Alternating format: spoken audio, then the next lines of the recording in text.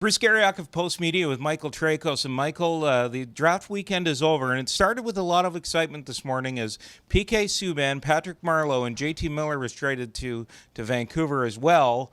But then it just kind of flopped from there. But let's talk about that Subban deal because I think that was the most significant of the day. Yeah, usually it takes, 2-3 years before we declare winners and losers out of the draft. Well, I'm saying it right now. New Jersey Devils won this year's draft weekend. It started on Friday and getting Jack Hughes, and then how do you follow it up? Well, you get a Norris Trophy winner in PK Subban on day 2, and you really don't give up anything for him. Like a pair of second-round picks, a couple of B or maybe C-level prospects for arguably a guy that's going to put up 50 to 60 points next year.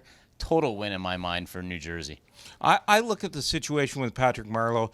You don't happen to think that he'll ever put on a Carolina Hurricanes uniform, do you? Not a chance. He's got a home in California. This guy wants to get there. And you know what? I don't think he's looking for a ton of money to get there. But really this is just a cap decision. Toronto had to get out of that. They really had to free up some cap space because they've got a number of free agents that are coming up this year, whether it's Mitch Marner, Kasperi Kapanen, Andreas Janssen. Obviously, Austin Matthews' contract kicks in this year, so they had to free up some space. And Carolina was more than willing to take it. And it just kind of goes in that trend. Like the salary cap didn't go up as high as it has in previous years, and I think a lot of teams are now feeling that crunch. We're in Vancouver, and there's an awful lot of discussion going into Friday night that the Canucks were interested in Tyson Barrie. There was a lot of discussion that perhaps they were in on Subban, more than kicking tires on him. The guy they got was JT Miller, and I think that might have been a little bit of lunch bag letdown for the good people of Vancouver as this weekend wraps up. I think so as well. You're talking about a guy who was playing on Tampa's fourth line, and I know Tampa is a talented team, but even when he was with the big dogs a year ago, wasn't putting the numbers up that you'd expect when you're playing with a Kucherov and a Stamkos. Here's a guy who's never scored 30 points. I don't even know if he's had 50 points in his career.